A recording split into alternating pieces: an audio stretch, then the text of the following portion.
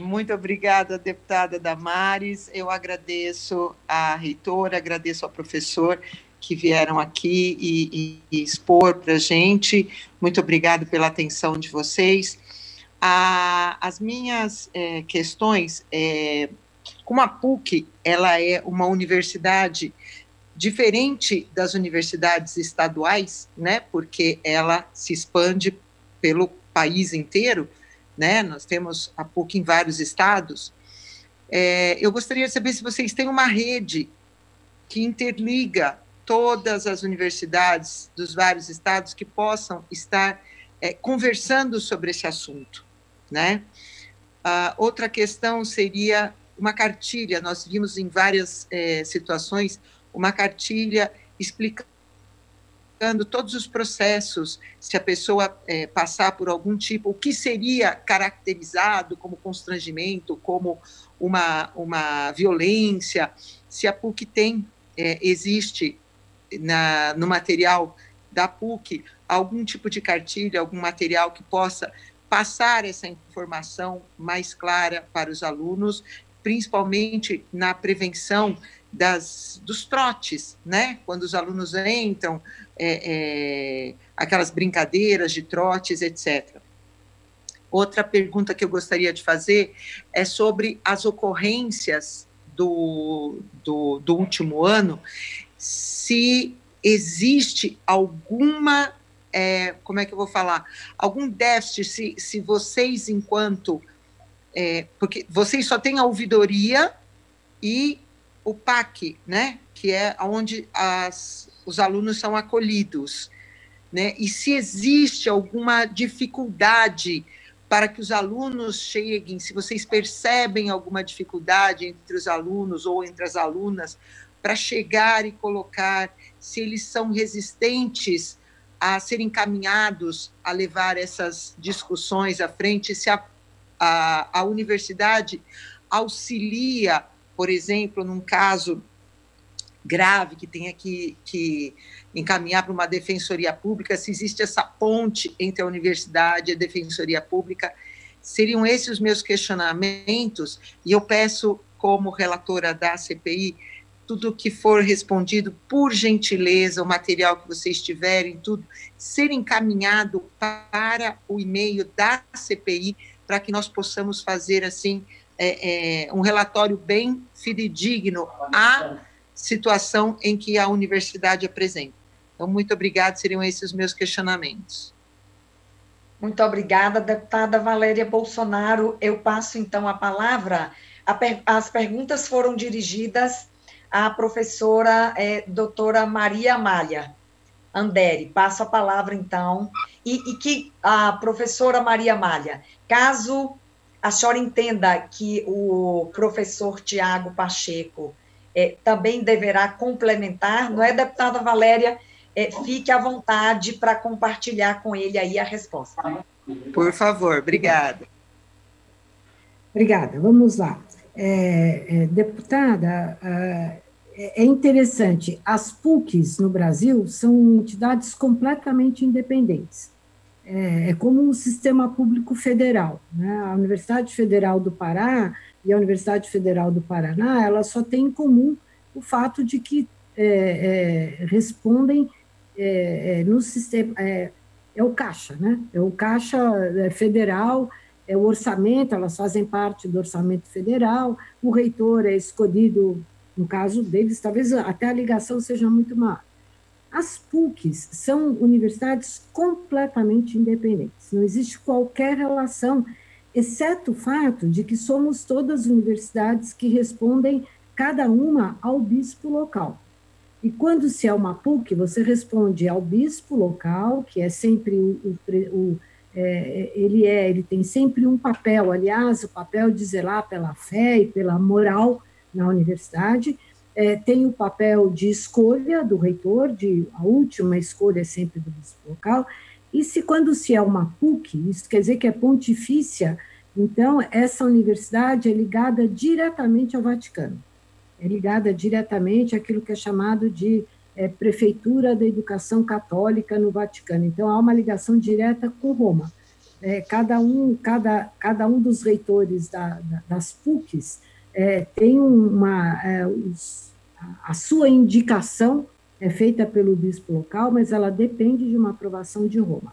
Então, os laços são laços muito frágeis entre as PUCs, porque elas têm administrações locais e orçamentos locais, elas são completamente independentes. Nos últimos anos, desde que eu estou na reitoria, a gente vem tentando aumentar essa interação, e no Brasil nós temos 7 PUCs, né? A gente vem tentando, e é interessante porque a preocupação de combate ao preconceito, à discriminação e à violência é uma preocupação importante, inclusive da Igreja Católica hoje, né? A gente tem visto seguidos pronunciamentos do Papa, documentos. Então, a gente tem alguma pretensão de criar alguma rede maior, mas ela hoje é, na prática, inexistente por conta dessas características, né? Você pergunta, deputada, desculpa, a senhora pergunta se temos material como cartilhas na universidade. Não, nós não temos, até onde eu tenho conhecimento. Agora, a gente tem algum material, por exemplo, esse documento aqui, o Tiago se referiu e que eu me referi, e nós vamos encaminhar para vocês, ele é como uma cartilha, ele diz tudo que não pode, tudo que pode, né? É um documento importante na universidade e que explicita claramente o papel da universidade, né? Agora, nós temos, é interessante, talvez a gente devesse ter enfatizado mais isso na nossa fala, além da ouvidoria e do PAC, a universidade, a PUC São Paulo, tem uma estrutura muito forte de coordenação de curso e de programa de pós-graduação. Todos os nossos cursos têm um docente e um vice, né, que é um coordenador de curso, assim como nós temos coordenadores de estágio. Então, muitas das queixas e muitos dos problemas e muitas das situações, seja de vários tipos, inclusive administrativas, que chegam a esses setores, chegam mediadas por essas coordenações. Então, é muito comum que um estudante que, de alguma maneira, se sente fragilizado por qualquer razão, seja por uma questão cognitiva, de desempenho acadêmico, de relação com os colegas, de relação com o professor, de vários tipos. Muitas vezes chegam à ouvidoria, à pró-reitoria, ao PAC, pela via das coordenações. Talvez essa mediação tenha sido muito importante. E ela é importante porque o coordenador é sempre próximo do estudante, né? Em geral, os coordenadores conhecem os estudantes, os nossos cursos, com exceção de um ou outro, eles estão relativamente pequenos, então essa estrutura, digamos assim, de coordenação, e ela funciona bastante no apoio e num tema que a senhora tocou e que é importante, nunca é fácil para uma vítima, seja do que for, dizer eu sou uma vítima. A gente tem que entender isso muito claramente, né? A gente tem que ter uma cultura em que isso seja, digamos assim, disseminado, né? Que as vítimas serão apoiadas, serão acolhidas, e os temas que elas trazem serão seriamente tratados, né? Então, a gente entende isso perfeitamente, é sim difícil, por isso que o Tiago diz, olha, nós temos 2 casos relatados, e uma parte da nossa preocupação é que todos aqueles que eventualmente tenham acontecido, né, pudessem e com o tempo venham a ser relatados. Isso é importante, né?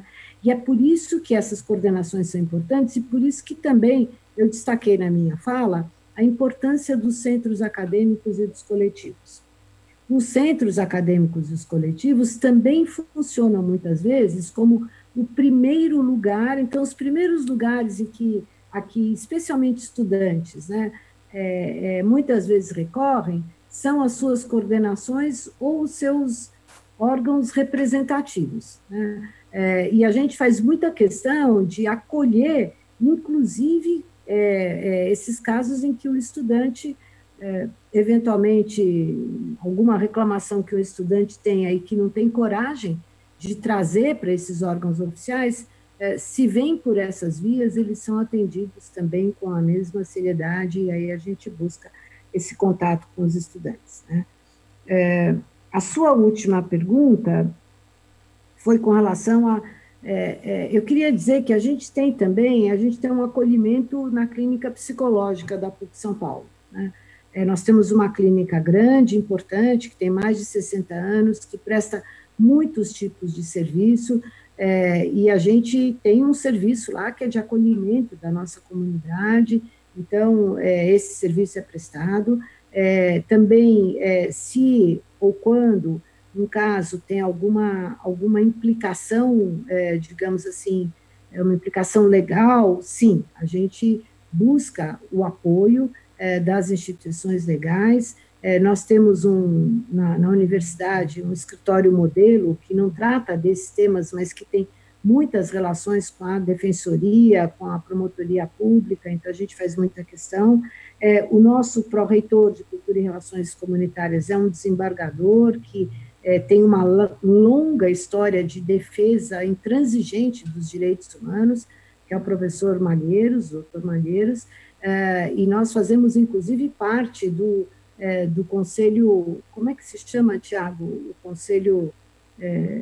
Conselho Público e das Ouvidorias, né? Das ouvidorias, não, esses conselhos que as prefeituras, as subprefeituras têm, os conselhos de segurança, os conselhos. Consegues. A gente, isso, a PUC tem assento, faz parte, fazemos muita questão.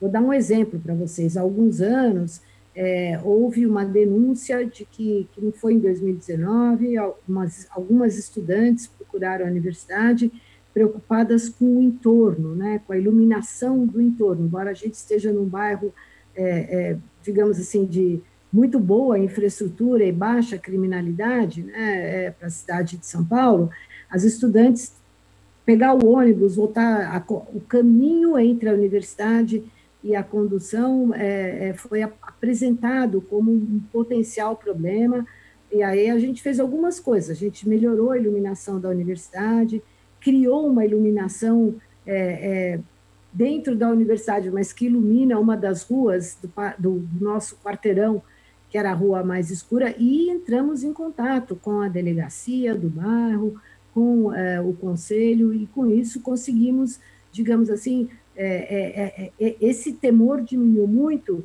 e as tentativas de abordar as estudantes no entorno da universidade também diminuíram. Então, a gente tem, sim, a gente entende que a universidade, especialmente uma universidade como a nossa, né, tanto o nosso campus Monte Alegre, quanto o nosso campus Marquês, em Sorocaba, o nosso campus, eles são campos que a gente chama de urbanos, né, eles estão implantados no bairro.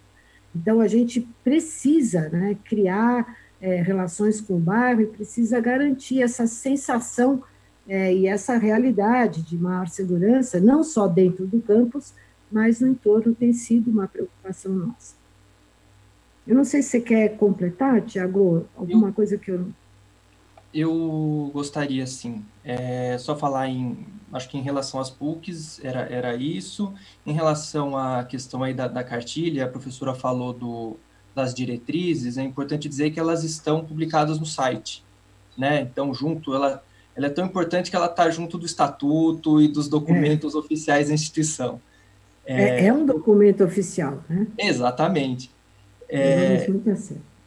Eu acho que também queria pontuar a respeito de uma coisa que a ouvidoria também faz, principalmente em relação aos alunos de primeiro ano.